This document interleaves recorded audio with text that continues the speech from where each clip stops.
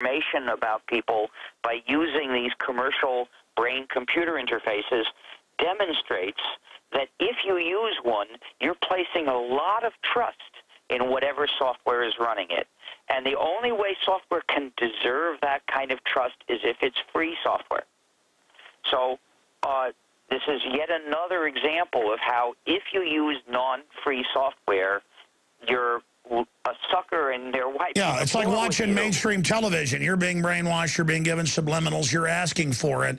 And, I mean, this is hacking the brain. They're now saying they can go in and use programs to grab data. They're now putting passive MRIs in a few airports to passively scan us. I mean, this is crazy. Yeah, well, people have got to realize that perfect safety against any threat doesn't exist, and that going to desperate lengths and sacrificing an essential freedom for a little bit more temporary security is a mistaken goal. Well, it creates the great threat. Guys, pull up the Eisenhower quote. President Eisenhower said, if you want safety, go to prison. Of course, you're not really even safe there, he went on to add. I mean, the great threat is those that say, give up your rights, we'll protect you.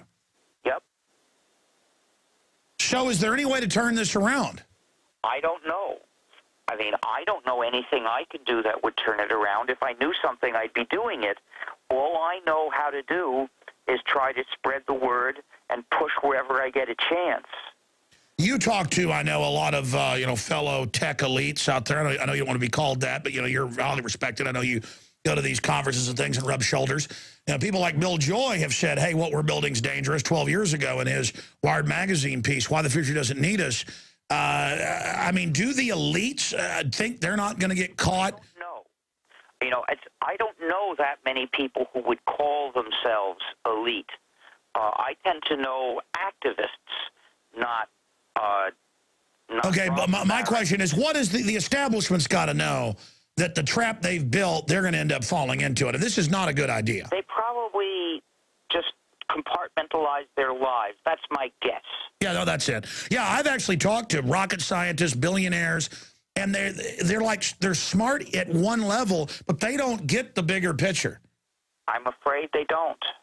In any case, they probably have so many interests at stake in continuing down the path they're on that they prefer not to worry about how it might bite them someday.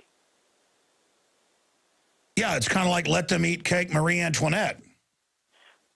No, I wouldn't think so. I don't think that they're quite analogous. But basically, they're so concerned with what they know they have to do for success in their careers that they disregard how that might affect their own freedom down the line. Yeah, but I mean, I think that is kind of leads to the disconnect of Marie Antoinette, where she didn't understand what the policies were doing outside the palace. I do think the ruling class... She was safe from them.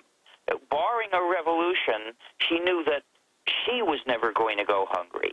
So she really didn't have to worry. She was really going to be spared if there had not been a revolution. That's not true for these people. They may get spied on just as badly as you and I do, but they don't think about that. Wow. Well, we've got a final segment with you, Doc. What do you want to cover when we come back in this next little 6-minute segment? Oh, gee, beats me. I can't think of it. Oh, well, there's the issue of that just recently came up, the false Bruce Willis rumor about how he was going to sue Apple about letting someone inherit his collection of iTunes music. And that's an important issue. Even oh, yeah, they're now saying you can't even pass on something that's on one of these platforms. It's incredible. Stay there. We'll be right back. Dr. Richard Stallman's our guest. I didn't even get into cost of chemtrail program, put at $5 billion a year. They say they want to add stuff to all the jet fuel to put particulate up to save us from global warming. Oh, really? That's what they're already doing covertly. But now they got a big article up at Infowars.com out of Reuters admitting the exact chemtrailing we claim they were doing, but saying they're planning it in the future with $5 billion. So amazing report there. Dr. Richard Stallman, stallman.org, gnu.org is our guest. Here we got about 5-6 minutes left. We were talking during the break about, how to use search engines without being tracked. Startpage.com, I think, is pretty good, but Again, it's not that you're bad. It's that they're spying on you and creating an algorithm on you. I mean, do you go to just a psychologist randomly and tell them everything about you so they can share it with the government? That's what's happening when you're on this. They're using it for nefarious purposes. But getting back to, this hoax that, oh, see, Bruce Willis doesn't want his stuff willed. And then Apple saying, yeah, you don't own the songs you paid for. I mean, and then everything's up on the cloud. Oh, I've gone through this now, sir. People make claims that my voice is copyrighted now to erase my videos off YouTube, and I've never signed a deal with anybody to say that. And when I complained to YouTube, they put a strike against our account for daring to complain.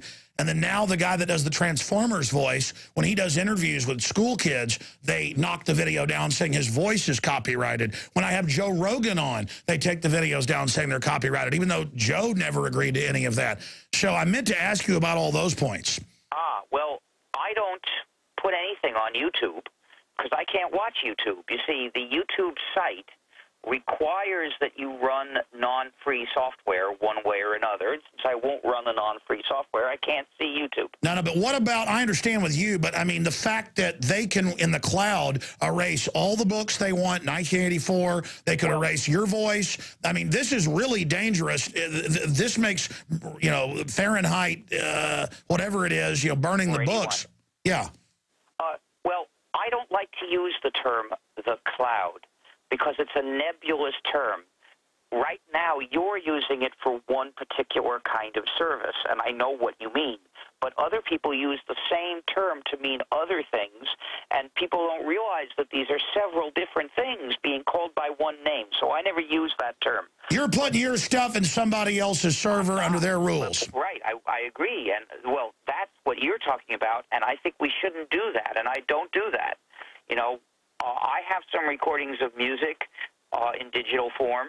I don't store them in some service. I have them on disks and USBs, and that's the only place I'm going to have them. And the system admits they want to go to cloud to control us. I mean, this is a bad thing. Yes, well, the point, I don't want to use the term cloud, but those services are a bad thing, and this Bruce Willis rumor might have been false in regard to Bruce Willis, but it's true in regard to what's bad about iTunes. You shouldn't use iTunes at all. I mean, you can't use iTunes unless you're using non-free software, which you shouldn't use because you lose control of your computing. So, of course, it's bad. But then this just shows how once they've got this non-free software, that they use that to exercise more control of you. So you shouldn't let them get the first level of control over you, and you shouldn't buy anything in digital form unless it gives you the same freedoms as a printed book or a CD or an LP record. If you look at stallman.org/ebooks.pdf, you'll see this issue for ebooks. Most commercial ebooks are fundamentally unethical in three ways. There are digital handcuffs. They make you sign a contract that does, so you don't get the same rights you would get if you bought a printed book, and you can't buy them anonymously. Dr. Stallman, thank you so much. Amazing job.